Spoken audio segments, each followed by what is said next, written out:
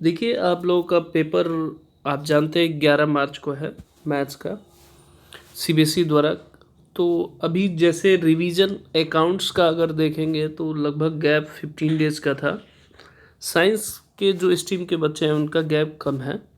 तो कैसे तैयारी करना चाहिए एंड मोमेंट पे क्लास 12th का मैथ्स का पेपर, उस पर डिस्कशन कर रहे हैं ये चैप्टर वाइज, टोटल 13 चैप्टर पे, जिससे आपको टाइम कम रहे रिवीजन। बहुत सारे ना बच्चे जो ऐसे हैं जो गाइडलाइन नहीं अच्छे से फॉलो कर पाते हैं, चाहे पढ़ते रहते हैं, तो उनके स्कोर थोड़े से कम रह जाते हैं। तो उस पर आज चर्चा करते हैं और चैप्टर वाइज बताएंगे। तो आई होप अगर वो आप करते हैं तो बहुत अच्छे स्कोर आ जाएंगे।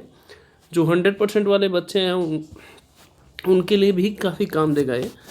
तो चलिए पहले चैप्टर से स्टार्ट करते हैं। अगर आप देखेंगे पहले चैप्टर पे तो रिलेशन एंड फंक्शन है। अगर पहला देखेंगे तो रिलेशन एंड फंक्शन है। तो अगर इसमें रिलेशन एंड फंक्शन की बात करें तो अगर आप देखेंगे तो इसमें दो इम्पोर्टेंट टॉपिक है जो आपको पढ़ना है। एक तो इक्विवेलेंस रिलेशन जो आपको पढ़ना है। इक्विवेलेंस रिलेशन में क्या है कि आपको ऐसा शो करना होता है कि रिफ्लेक्सिव, आप जानते हैं रिफ्लेक्सिव और सिमेट्रिक और ट्रांजिटिव, ये तीनों शो करना होगा। तो कोई एक ऐसा क्वेश्चन करिए, अगर इक्विवेलेंस शो करना है आपके एग्जामिनेशन में जब आ रहा है तो आप उसको ये तीनों प्रॉपर्टीज आप शो कर पाएँ, ये चीज़ें ज़रूर पढ़िए इसमें। दूसरा इसमें जो टॉपिक है 1 1 on 2 है।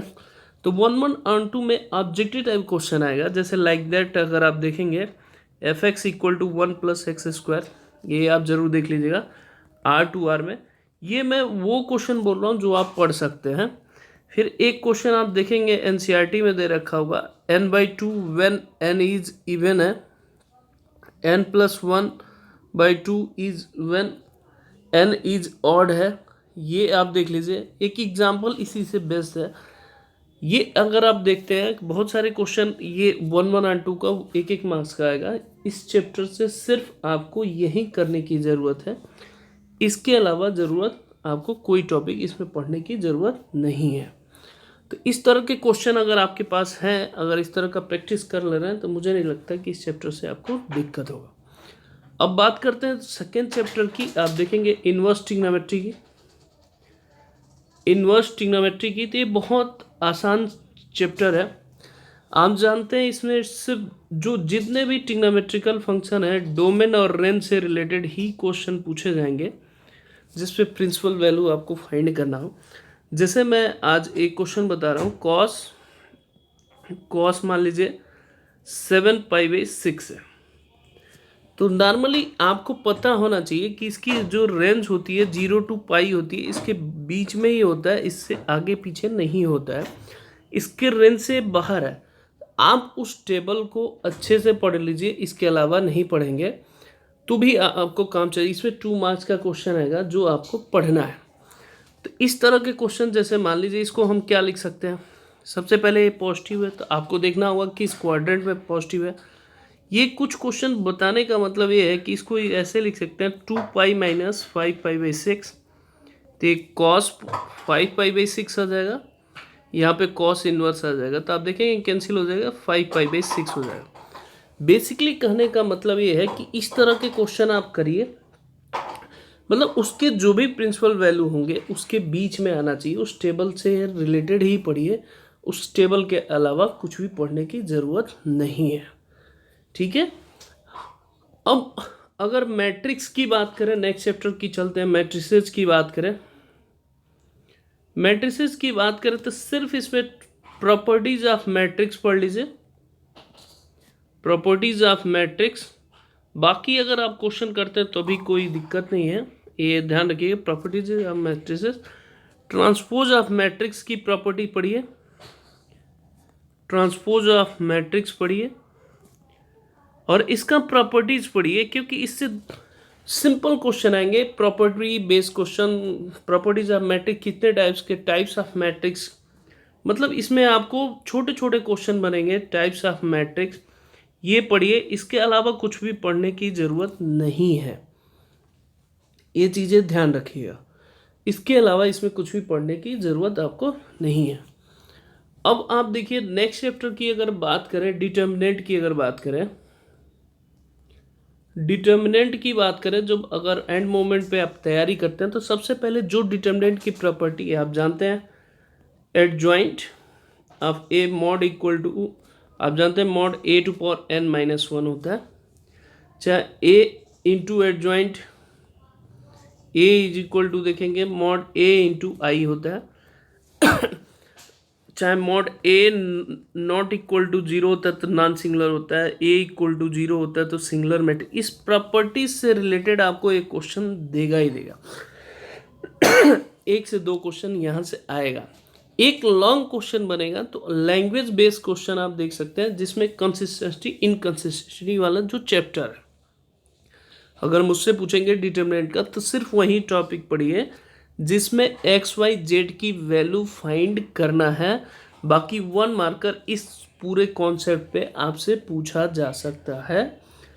कंसिस्टेंटी इनकंसिस्टेंटी वाली एक्सरसाइज सिर्फ पढ़नी है, इसके अलावा इसमें कोई पढ़ने की ज़रूरत नहीं है। अगर एंड टाइम पे अगर आपके पास समय कम है, टाइम कम है, तो आप वो एक्सरसाइज ज़रूर करिए और उसी से रिलेटेड लैंग्वेज बेस्ड क्वेश्चन आपको जैसे पढ़िए कि जिसमें एक्स वाई जेड की वैल्यू आपको निकालने की आ रही हो।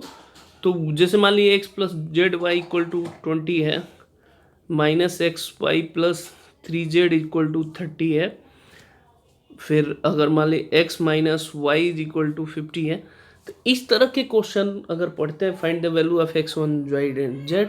एक क्वेश्चन और भी है कि दो डिटर्मिनेंट दे रखा है, फिर पूछ रहा है कि लास्ट में एक्स वाई जेड की वैल्यू दे, ये एग्जाम्पल में इन दोनों को मल्टीप्लाई करेंगे तो आइडेंटिटी मैट्रिक्स बनेगा, आप देखेंगे। तो इसका मतलब ये इसका इन्वर्स है। तो ये वाला क्वेश्चन भी आप देख के जाएंगे, मोस्ट इम्पॉर्टेंट है ये डिटर्मिनेंट का। इसके अलावा आपके पास टाइम बचता है तो पढ़िए, नहीं तो टू बी फ्रैंक इसमें पढ़ने की ज़रूरत बिल्कुल नहीं है।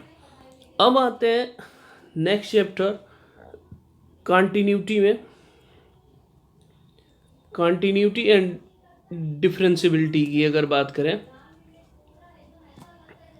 डिफरेंशियबिलिटी की बात करें तो कंटिन्यूटी अगर सपोज करिए के की वैल्यू अगर आपको आता है, वन मार्कर में के की वैल्यू अगर फाइंड करना होता है तो वहाँ पे एल हॉस्पिटल रूल। रीज़न क्यों एल हॉस्पिटल रूल कोर्स में नहीं है?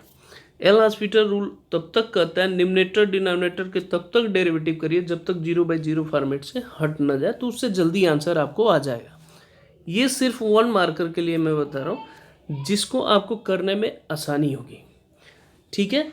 दूसरा इसमें अगर इम्पोर्टेंट टॉपिक अगर आप बात करेंगे इसमें, तो एक तो लॉग मेथड वाला क्वेश्चन, लॉगरिथम वाला, वो ज़रूर करिए। जो भी एक्सरसाइज है 5.6 है आई थिंक, मेरे हिसाब से 5, जैसे मान लीजिए एक्स टू पावर एक्स हो गया और plus Y to power x हो गया, ये इस तरह की क्वेश्चन अगर मान ली ए है तो ये वाली एक्सरसाइज आप ज़रूर करिए पहली। दूसरा इसमें एक्सरसाइज पैरामेट्रिक फॉर्म का ज़रूर करिए। पैरामेट्रिक फॉर्म का आउट ऑफ एनसीईआरटी आ सकता है, ये चीज़ें ध्यान रखिएगा। एक्स टू पावर चाहे ये X to power Y is equal to Y to power x हो तो find the value of D Y upon D X, या X to power Y plus Y to power X equal to अगर 1 हो, तो इस तरह का question आप इस एक्सरसाइज से करिए। एक क्वेश्चन ये होता है कि आप देखेंगे इस तरह का प्रैक्टिस करिए, y is equal to cos inverse x का होल स्क्वायर होता है, तो एक डिफरेंशियल इक्वेशन बनाता है, वो सॉल्व करने के। इसके अलावा डेरिवेटिव में आपको कुछ भी पढ़ने की ज़रूरत नहीं है। आपके पास अगर टाइम बचता है तो आप पढ़ सकते हैं, नहीं तो नहीं पढ़ सकते।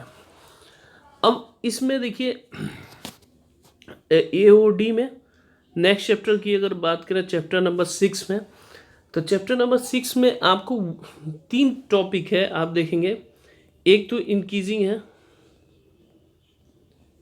है, दूसरा है रेट ऑफ चेंज है, और थर्ड टॉपिक इसमें मैक्सिमा एंड मिनिमा है।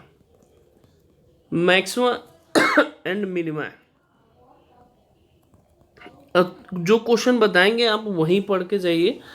इंक्रीजिंग और रेट ऑफ चेंज में से सिर्फ एक क्वेश्चन है। रेट ऑफ चेंज में से वो टॉपिक पढ़िए, जैसे मान लीजिए आर गिवन है, रिवेन्यू गिवन है, तो मार्जिनल रिवेन्यू फाइंड करना, तो उसका डेरिवेटिव करते हैं, उसमें जो भी पॉइंट दिया हो वो आप पुट करेंगे। फिर अगर कॉस्ट गिवन हो, मार्जिनल कॉस्ट गिवन हो, तो उसको डेरिवेटिव करके फिर कॉस्ट की वैल्यू रखते हैं तो मार्जिनल कॉस्ट आता है।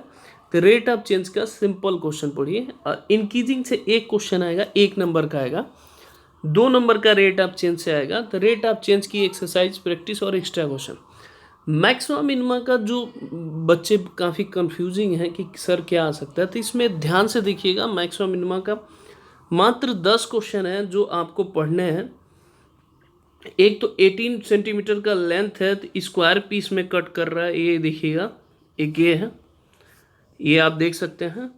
दूसरा इसी के नीचे जो केस स्टडीज बनने वाला क्वेश्चन है, आप कार्नर बेस पे आप देखेंगे कि 45 सेंटीमीटर का लेंथ है, कार्नर बेस कट कर रहा है, फिर 24 लेंथ का है। एक ये देखिएगा। एक एग्जाम्पल में अगर आप देखेंगे, प्रॉफिट एंड लॉस पे क्वेश्चन दे रखा है। प्रॉफिट इक्वल टू क्या होता है, आप देखेंगे selling price minus cost price, एक ए वाला देखिएगा। फिर अगर मिसलेनियस में देखेंगे कि 3 क्वेश्चन है, एक क्यूबॉइड स्क्वायर शेप में, वो देखिए। एक विंडो वाला है, ये देख लीजिए, ठीक है। ये क्यूबॉइड शेप का मतलब टैंक है, जिसकी लेंथ, नीचे की जो कॉस्ट है 45 रुपीज़ है आई थिंक, मिसलेनियस का। और मिसलेनियस से पहले 2-3 ही गया। टोटल 10 क्वेश्चन है जो आपको पढ़ने हैं, जो केस स्टडीज़ बन सकते हैं। इसके अलावा मैक्सिमम मिनिमम में कोई क्वेश्चन ऐसा नहीं है जिसके बेसिस पे केस स्टडीज़ बनने की चांसेस है, ठीक है। तो आप इसको ज़रूर मोस्ट प्रोबेबिलिटी पे मान के चलिए। एक विंडो वाला, चाहे एक टोटल 28 मीटर का लेंथ है, तो 2 पीस में कट कर रहा है, तो एक को स्क्वायर बना रहा है, एक को सर्कल बना रहा है। ये केस स्टडीज़ बनने वाला क्वेश्चन है। एक विंडो है जिसकी पूरी पैरामीटर 10 है, ये देख सकते हैं। एक रेक्टेंगुलर टैंक है जिसकी वाल और सब चीज़ कॉस्ट दे रखा है, उसका 1000 आंसर आता है मिसलिनियस का, वो ज़रूर करिए। फिर मैंने कट्स वाला बता दिया, और ये दोनों, तो ये सारे क्वेश्चन जो है केस स्टडीज़ बेस्ड क्वेश्चन बनते हैं, तो ये आपको करने की ज़रूरत है। अब आते इंटीग्रेशन को बहुत लेके परेशान है, तो मैं अपना इंटीग्रेशन का मैं आपको बता देता हूँ। इंटीग्रेशन का उसमें कौन सा टॉपिक, जैसा कि जो पढ़ाने से थोड़ा सा आइडिया लग जाता है, तो इसमें एक पार्शियल फ्रैक्शन ज़रूर पढ़िए। पार्शियल फ्रैक्शन वो ज़रूर पढ़िए, वो वाली एक्सरसाइज पहला। दूसरा बाई पार्ट वाला आप ज़रूर पढ़िए, बाई पार्ट, ठीक है। तीसरा इसमें जो लिमिट्स की प्रॉपर्टी, जैसे मान लीजिए ये वाला क्वेश्चन ज़रूर पढ़िए, log 1 + 10x, ये ज़रूर क्वेश्चन पढ़िए। अगर इसमें डेफिनेट इंटीग्रेशन में ये होगा, सिर्फ ये 3 एक्सरसाइज आपको पढ़ने की ज़रूरत है जहाँ पे प्रॉपर्टीज लग रहे हैं। और मॉड का जैसे मान लीजिए x³ - x है, लिमिट -1 to 2 है, तो इस तरह के क्वेश्चन और ये प्रॉपर्टीज़ वाले क्वेश्चन, ये ही सिर्फ 4 एक्सरसाइज आपको करने हैं। इसके अलावा इंटीग्रेशन में आपको टाइम मिल रहा है तो पढ़िए, नहीं तो अगर एंड टाइम पे अगर आपको पढ़ना है तो सिर्फ यही टॉपिक पढ़ के आप जा सकते हैं, ठीक है। अब आते हैं एप्लीकेशन ऑफ इंटीग्रेशन में। अगर देखेंगे एप्लीकेशन ऑफ इंटीग्रेशन में 2 ही क्वेश्चन जहाँ तक मुझे चांसेस लग रहा है कि आने की चांसेस है। एक तो x² = 4y है, ये ध्यान रखिएगा। x = 4y - 2 ये इंटरसेक्ट करता है, तो इसका शेडेड एरिया बताइए, जहाँ तक पहला है। दूसरा क्वेश्चन है कि x² + y² = 4 है, और x = √3y है, ये दूसरा शेडेड एरिया बाउंडेड रीजन का। तीसरा देखेंगे कि y = x² है, y = mod x है, ठीक है। या तो ये देखेंगे, या तो ये देख सकते हैं, ये क्वेश्चन है। मुझे लग रहा है इनसे बाहर नहीं आ सकता कोई भी क्वेश्चन, ये ध्यान रखिएगा। और x < 2 है। मुझे लग रहा है इन चारों क्वेश्चन के अलावा कोई नहीं आ सकता। अगर आता भी है तो आप प्रैक्टिस कर सकते हैं। एक तो x² / a² इलिप्स का एरिया, अगर बहुत सिंपल देगा तो इलिप्स का एरिया निकाल सकता है, तो 1 है। तो आप जानते हैं इलिप्स का जो एरिया होता है वो π/ab होता है, तो आंसर वेरीफाई कर सकते हैं वहाँ पे। आंसर ये ध्यान रखिएगा। 5वां क्वेश्चन ये कर लीजिए। तो ये 4-5 क्वेश्चन है जो फिक्स हैं, जो एप्लीकेशन ऑफ इंटीग्रेशन से आएंगे, जो 5 नंबर के 100% आएंगे ही आएंगे। ये चीज़ आप देख लीजिएगा। अब बढ़ते हैं डिफरेंशियल इक्वेशन की तरफ। डिफरेंशियल इक्वेशन में पहली चीज़ ऑर्डर आप जानते हैं, और डिग्री। एक क्वेश्चन तो यहाँ से देगा ही देगा, ये मस्ट है। ऑर्डर मैक्सिमम डेरिवेटिव होता है, उसी का पावर ये देखते हैं, डिग्री होता है। ये टॉपिक जरूर पढ़िए, 1 नंबर का आएगा। और आपको यहाँ पे क्या क्या पढ़ना है, जैसे आप लीनियर वाला एक्सरसाइज जरूर पढ़िए, क्योंकि जो लीनियर की एक्सरसाइज जो देगा लीनियर डिफरेंशियल इक्वेशन, वो आर करके सेपरेशन दे सकता है या होमोजीनियस दे सकता है। तो लीनियर का पढ़ लेंगे तो दोनों एक कन्फ्यूजन दूर हो जाएगा। तो लीनियर वाली एक्सरसाइज एनसीईआरटी से ही कर सकते हैं। मुश्किल से मुझे लग रहा है 8-10 क्वेश्चन है। और होमोजीनियस में एक तो e⁴x/y वाला आप कर लीजिएगा, क्वेश्चन मुझे ध्यान नहीं है, ये कर लीजिएगा। और एक और पे क्वेश्चन है, उसमें y/x है, और एक x dx minus y dx y dy is equal to root में x² प्लस y²। एक ये है। होमोजीनियस में 4-5 ही क्वेश्चन है जो आपको पढ़ने की ज़रूरत है, इसके अलावा इसमें पढ़ने की कोई ज़रूरत आपको नहीं है। बाकी अगर टाइम बच रहा है तो आप कर सकते हैं। अब आते हैं वेक्टर अलजेब्रा में। वेक्टर अलजेब्रा में आपको मैं बता देता हूँ। वेक्टर अलजेब्रा में सबसे पहले तो एक मिसलिनियस का आप देखेंगे कि मॉड ए की वैल्यू 2 है, मॉड बी की वैल्यू 3 है, मॉड सी की वैल्यू 5 है। तो ये पूछा है कि A dot B, B dot C, C dot A की वैल्यू क्या फाइंड कर सकते हैं जब if A plus B plus C is equal to 0 है।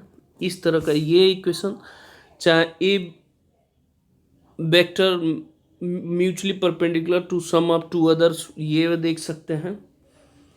दूसरा, और एरिया इसमें ज़रूर पढ़ लीजिए, एरिया ऑफ ट्रायंगल आप पढ़े होंगे, half A B cross A C, ये जरूर पढ़िए। चाहे एरिया पैरेललोग्राम पढ़ लीजिए, ए बी जो भी है लेंथ है, ए सी है, ये चीज़ें जिनकी मतलब कुछ भी हो, आप एरिया से रिलेटेड जो क्रॉस वेक्टर है आप ये ज़रूर पढ़ के जाइएगा।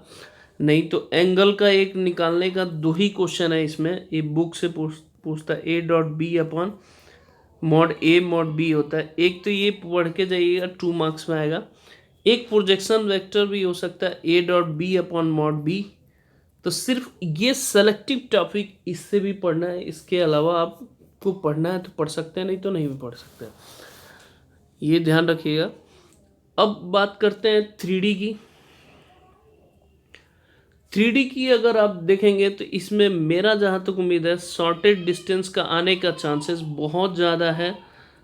अगर बहुत टाइम ख़राब रहा आपका तो 1-2 लाइंस इंटरसेक्ट करती हैं, तो उसका वो पॉइंट पूछ सकता है किस पॉइंट पे कर रही हैं। तो मोस्ट प्रोबेबिलिटी यही आएगा, क्योंकि इससे ज़्यादा नहीं, क्योंकि जो कट्स पॉइंट करती हैं, इंटरसेक्ट करती हैं, वो पॉइंट पूछ सकता है, तो उसमें थोड़ी सी दिक्कत हो सकती है। लेकिन मोस्टली प्रोबेबिलिटी आपका यही रहेगा कि शॉर्टेड डिस्टेंस आने के चांसेस है। और एक कोलिनियर शो करने के लिए आ सकता है, तो वो सिंपल आप कोलिनियर शो करते हैं, वो 1 नंबर में आ सकता है। लीनियर प्रोग्रामिंग की अगर बात करें, एलपीपी की बात करें, तो आप जानते हैं लीनियर प्रोग्रामिंग का सिंपल 4 ही ग्राफ है, ax plus B Y less than C, जिसका शेडेड एरिया बिलो की साइड होता है, और ax plus B Y greater than C होता है, ये जानते हैं शेडेड एरिया एबव के साइड होता है। अगर y लेस देन mx हो तो ओरिजिन से जाता है, बट x के साइड शेडेड एरिया होता है। y ग्रेटर देन mx हो तो आप जानते हैं ओरिजिन से जाता है, बट एबव के। एक फिगर बनाना आप सीख जाइए, 3 मार्क्स आपका यहाँ से कहीं नहीं जाना। इन चारों कॉन्सेप्ट पे एक क्वेश्चन आता ही आता है 3 मार्क्स का। तो इसका कोई आप एक एक्सरसाइज जो टिपिकल लग रहा है वो पढ़ लीजिए। प्रोबेबिलिटी में अगर बात करें, तो एक केस स्टडीज क्वेश्चन आएगा, ये जानिए। मुझे लग रहा है कि जो फाइंड करने वाला है वो आ सकता है। और अगर मान लीजिए नहीं आता है, अगर वो केस स्टडीज़ में आता है तो एक बेस थ्योरम से क्वेश्चन बन सकता है 3 मार्क्स में। तो बेस थ्योरम पढ़ लीजिए और ये प्रोबेबिलिटी डिस्ट्रीब्यूशन पढ़ लीजिए, इसके अलावा उसमें कुछ पढ़ने की ज़रूरत नहीं है। आई थिंक आपको समझ में आ गया होगा। अगर फिर भी कोई दिक्कत आ रही है कि सर इस टॉपिक में कौन सा पढ़ें, तो आप मुझे कॉल कर सकते हैं, ठीक है। मुझे लग रहा है अगर आप इतना करते हैं तो इतना ट्रस्ट करिए, 80 में से आपको अराउंड आप 70 के आसपास आपका आ जाएगा, क्योंकि इतने साल के अनुभव के हिसाब से बता रहा हूँ। ओके, जय हिंद, जय भारत।